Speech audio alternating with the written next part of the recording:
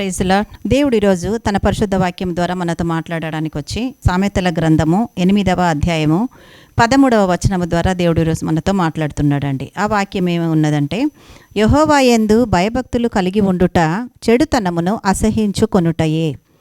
గర్వము, అహంకారము, దుర్మార్గత, కుటిలమైన మాటలు నాకు అసహ్యములు అని దేవుడు సెలవిస్తున్నాడు. ఇప్పుడు దేవుడు చెప్తున్నటువంటి మొట్టమొదటిగా ఈ వాక్యం స్టార్ట్ అయినప్పుడే చూడండి, యెహోవా యందు భయభక్తులు కలిగి ఉండుట చెడుతనమును అసహించుకొనుటయే. అంటే దేవునిలో భయభక్తులు కలిగిన వారు చెడుతనమును ఖచ్చితంగా అసహించుకుంటారండి. చెడుతనము అని అంటే లోకానుసారమైనటువంటి క్రియలు కలిగి దేవుడు చేయవద్దు అని చెప్పిన పనిని చేసుకుంటూ, లేక నిజంగా నీ స్నేహితులే పాడైపోతుంటే వాళ్ళు చెడుతనముతో ఉంటే, మంచి స్నేహితుడు అయితే దేవుని వాక్యాన్ని అనుసరించి దేవుని యందు భయభక్తులు కలిగిన వారమైతే వాళ్ళను మన స్నేహితులు కాబట్టి వాళ్ళు పాడైపోవద్దు, చెడిపోవద్దు, లోకములో కలిసిపోవద్దు, పాపములో పడిపోవద్దు, దుష్టుడి చేతులకు అప్పగించబడవద్దు, నరకాగ్నికి వెళ్ళిపోవద్దు అన్న నిశ్చయత ఆలోచన కలిగి ఉంటే వాళ్ళను మనం నివారించాలి ఆ స్థితిలో నుంచి. అంటే మనం అసహించుకుంటున్నాం ఆ కార్యాలను, కాబట్టి ఆ దుర్మార్గతలో వాళ్ళు పడిపోకుండా, నరకాగ్నికి పోకుండా వాళ్ళను కూడా చెడుతనము నుంచి విడిపిస్తున్నాము. అందుకే ఇది ఎవరు చేయగలరు? యెహోవా యందు భయభక్తులు కలిగి ఉండుట చెడుతనమును అసహించుకొనుటయే అని సెలవిస్తున్నాడు. మరి ఆ చెడుతనం ఏంటిదంటే అండి, గర్వము, అహంకారము, దుర్మార్గత, కుటిలమైన మాటలు నాకు అసహ్యములు. మొదటిది గర్వం అండి. అంటే ఈరోజు మన దగ్గర ఉన్నదాన్ని బట్టో, లేక మనం పొందుకున్న దాన్ని బట్టో, మన తెలివితేటలను బట్టి సంపాదించుకున్న దాన్ని బట్టో, దేనిని బట్టి మనం గర్వపడుతున్నామో, ఇది ఎవరి దగ్గర లేదు, నా దగ్గర మాత్రమే ఉంది, వాళ్ళకి ఎక్కడి నుంచి వస్తుంది, ఇది నా దగ్గరే ఉంటుంది, ఇది మా దగ్గరే ఉంటుంది, ఇది అందరికీ వచ్చేస్తుందా, ఇటువంటి మాటలు మాట్లాడుతూ గర్వముతో ఉంటారండి. రెండవది దేవుడు చెప్పే మాట చెడుతనములో అహంకారం అంట. అహంకారం కొంచెం కలిగి ఉంటే చాలా విపరీతంగా ఉంది, ఎంతో కొంచెం ఉంది, ఇది మీ దగ్గర లేదు, మీకు అర్హత లేదు, సో మాకు మా దగ్గరే ఉంటుంది, చాలా కొంచెమే కానీ చాలా విపరీతంగా చూపించుకొని తిరిగి అహంకారము, ఎవ్వరి మాట విననటువంటి స్థితి. ఆ తర్వాత మూడవది దుర్మార్గత. అంటే నేను బాగుంటే చాలు, నా కుటుంబం బాగుంటే చాలు, నా పిల్లలు బాగుంటే చాలు, సమాజం ఏమైపోయినా నాకు అవసరం లేదు, సో ఈ లోకం ఏమైపోయినా నాకు అవసరం లేదు, నేను బాగుంటే చాలు. అంటే దుర్మార్గత అండి.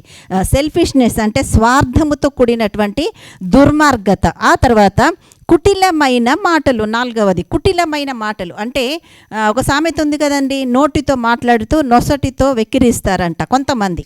ఆ పాత సామెత ఒకటి ఉంది. కాబట్టి దేవుడు సెలవిస్తున్న మాట, నోట్లో నుంచి ఒక మాట మాట్లాడతాం, మనం ఎదుటి వ్యక్తులతో ప్రేమగా మాట్లాడతాం, కానీ హృదయంలో వాళ్ళ పట్ల ఎంత ఆయాసం కలిగి ఉన్నామో, వాళ్ళని గురించి మనం ఏమనుకుంటున్నామో దేవుడు ఈరోజు మనతో చెప్తున్నాడు. అంటే కుటిలమైన మాటలు అంటే పైకి కనిపించేది ఒకటి, లోపల ఉండేది ఇంకొకటి. అంటే దేవుడికి నచ్చని గుణం అది. అందుకే కుటిలమైన మాటలు ఎవరికి అసహ్యములంట?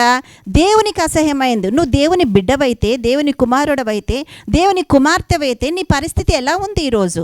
దేవుడికి ఏదైతే అసహ్యంగా ఉందో దాన్ని నువ్వు అసహ్యించుకునే స్థితిలో నువ్వు ఉన్నప్పుడు మాత్రమే దేవుడు నిన్ను ఆశీర్వదిస్తాడు. అందుకే ఇది ఎవరికి ఇవన్నీ అసహ్యములై ఉన్నాయని సెలవిస్తున్నాడు?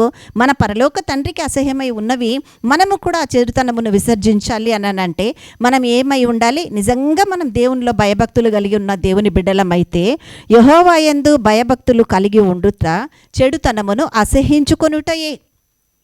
చెడుతనమును అసహించుకొనుటయే.